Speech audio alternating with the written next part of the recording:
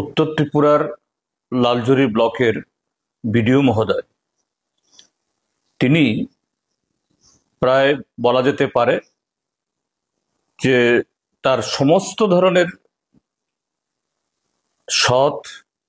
বা নিষ্ঠার সাথে অনেক চেষ্টা করার পরও যখন তিনি শাসক দলের লুটেরাদের হাত থেকে জনগণের অর্থ বাঁচাতে পারছেন না,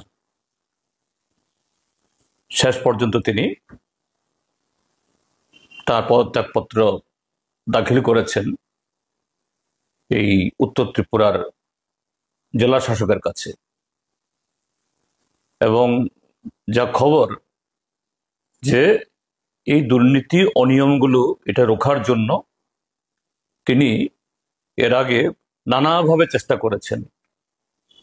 কিন্তু যখন দেখলো কাকস্য পরিবেদনা, তখন এই অন্যায়ের সাথে আপোষ করতে পারেননি। মেরুদণ্ড সোজা রেখে তিনি সরাসরি যে পদত্যাগপত্র দাখিল করে